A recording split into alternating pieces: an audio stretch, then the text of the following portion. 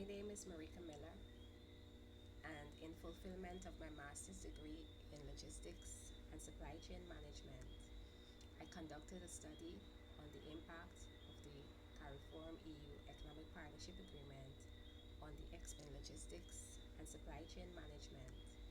I conducted a study on the impact of the CARIFORM EU Economic Partnership Agreement on the export operations of Gopi Investment Inc. in Guyana.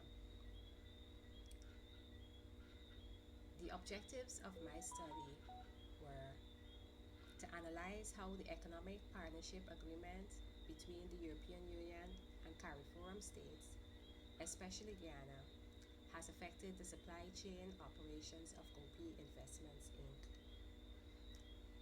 I also focus with an effort to determine the impact of the EPA on export procedures, lead time, cost efficiency, and regulatory compliance for the company, as well as assess the extent to which Gopi Investment utilizes the EPA's provisions to optimize its supply chain and identify challenges faced by the company in leveraging the EPA and providing recommendations to improve its utilization.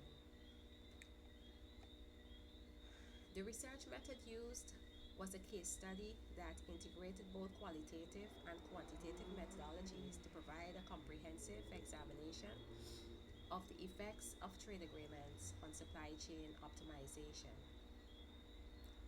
Given the specific focus of the research, a case study approach was utilized to enable a detailed examination of selected manufacturing firms that actively participate in international trade under the existing agreement. The research design, both descriptive and analytic, investigated the impact the Economic Partnership Agreement had on supply chain optimization at Gopi Investments Inc., a manufacturing firm located in Guyana. A descriptive design was appropriate to establish the supply chain practices and transitions that occurred over time through the EPA. This form of research helped with a detailed analysis of the firm's strategic decisions and whether the EPA provisions effectively were utilized. The case study method was also used to provide a thorough analysis of the firm's business operations and allowed for a detailed understanding of the internal processes of the firm, such as purchasing, inventory control, and distribution. Using the case study method, the research understood the immediate and real-time effects of policies and practices related to the EPA on a firm's business operations. The design also permitted triangulation because it allowed for the integration of various data sources, such as interviews and documents, which enabled one to explore not just the differences, but also the similarities expressed by the different data sources.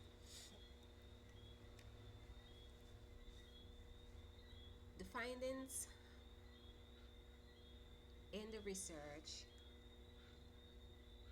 can be divided into three sections: the observations, the analytical data, and general findings.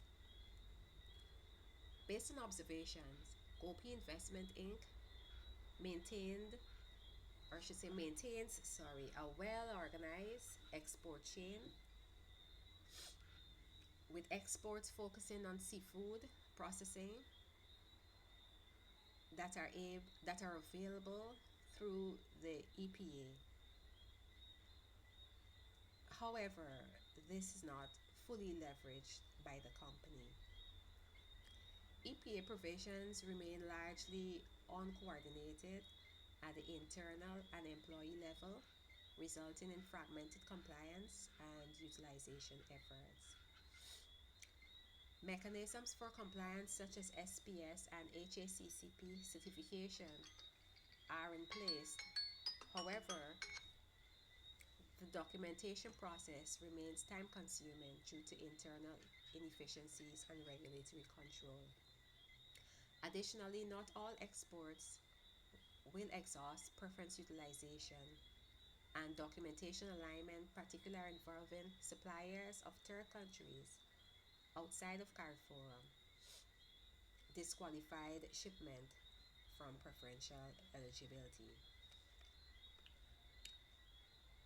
To summarize the findings based on analysis of data, the volume of export CEU increased significantly to 9.7% post 2023, which was a strategic move, which signaled a strategic move from the US market to the EU market.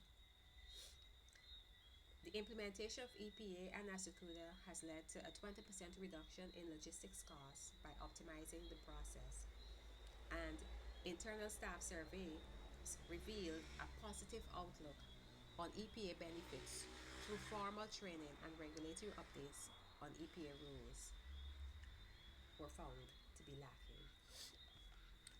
Some of the general findings were: although there is institutional knowledge of the Economic Partnership Agreement, implementation at organizational level varied within the department. The processing times in Guyana has drastically reduced due to national trade facilitation tools and measures, but the absence of a unit dedicated to guide companies through the application of the EPA creates a barrier to its full utilization. Other findings were: there was significant improvements for export